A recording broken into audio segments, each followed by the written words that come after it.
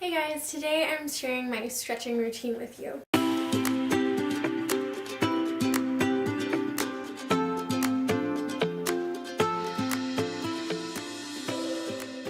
This is the stretching routine that I do pretty much after every leg workout. I've been doing this for years. I got a lot of the stretches from when I used to do dance, yoga, cheerleading. I got some from functional patterns, some of them from P90X.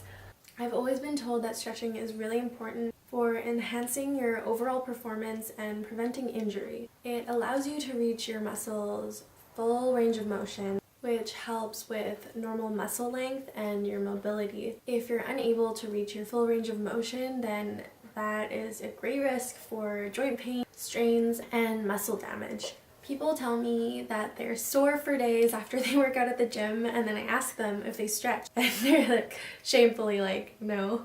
I'm like, you should stretch, because stretching is so important and really helps with your recovery. But these stretches are tried and true, and I hope you get something from this video. So first I start off with rolling my legs out. I usually use a foam roller to roll out my thighs, but today I'm just using a medicine ball to mainly get my glutes. I learned this from Naudi Aguilar with functional patterns, and it's a great myofascial release for the glutes. Rolling your muscles is great for releasing tightness and gets rid of adhesions in your muscles and connective tissue. It's basically taking massaging into your own hands. Massaging your muscles and around them will help create blood flow and circulation, which will help your overall mobility as well as recovery for improving your performance.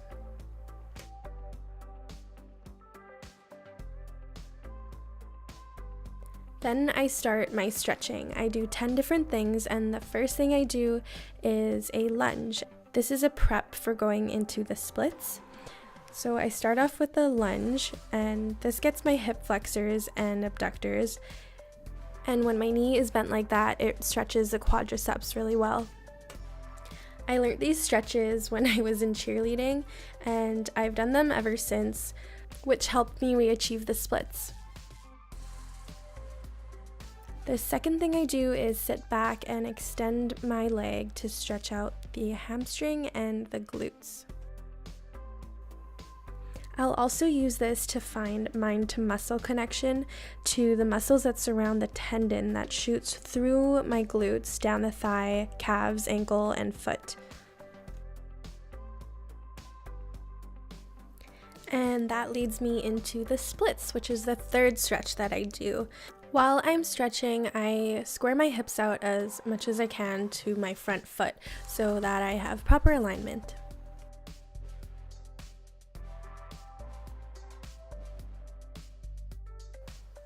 I'll lean forward and back just to increase my mobility and full range of motion while aiming to relax at the same time.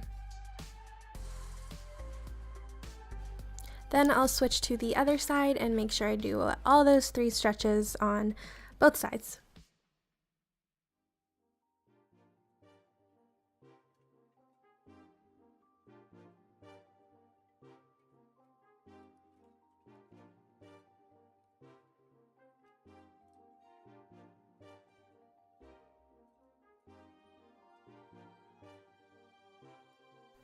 The fourth stretch I do is the front splits. If you can't do the splits, a great stretch to help you learn how to do it is to lean forward on your forearms like you're doing a plank with your legs spread out.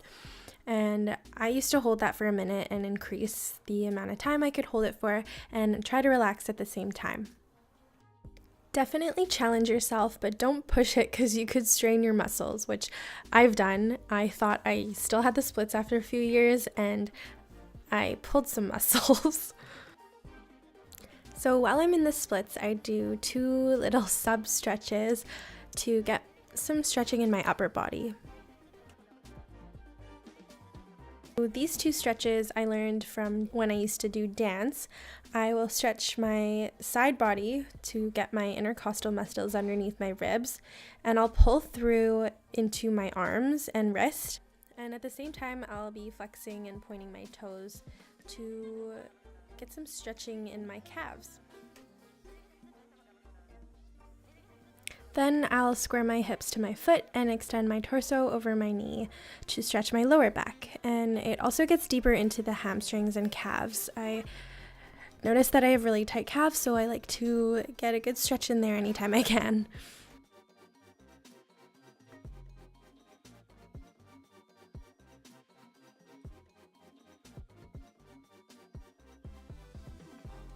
The fifth stretch I'll do is the butterfly stretch. This stretches my inner thighs, my groin, hips, and knees. With a straight spine, I'll also lean forward to get some more of a stretch in my lower back and my spine. And I'll also roll my neck around to get some more stretching all the way down my spine and in my shoulders, because doing leg day, squatting with a barbell, will create some tension in your traps and shoulders.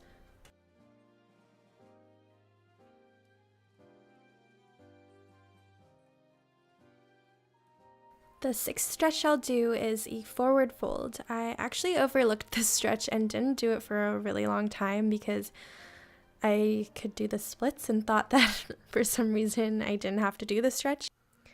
But I started recently doing it more after yoga and noticed how much of a difference it makes when I'm leaning over to pick something up. And it's great for opening up the backs of my legs and lengthening my spine.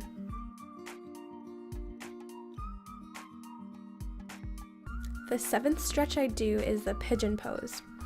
This will directly get your glutes and your hip flexors.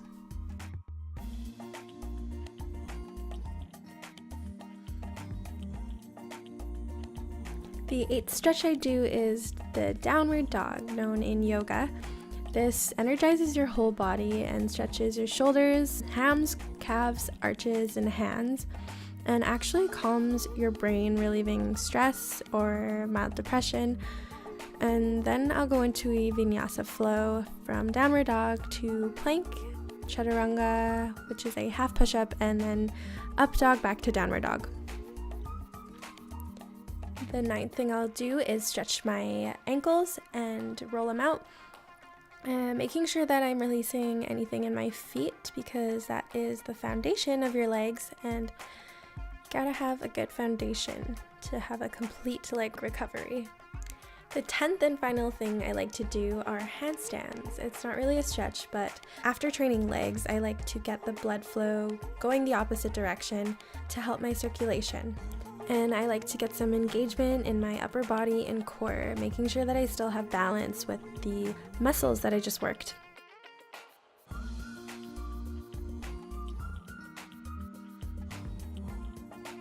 And that's my stretching routine. I hope you enjoyed the video. If you liked it, please give it a thumbs up, subscribe, and let me know if you want to see any more workout related videos. Bye!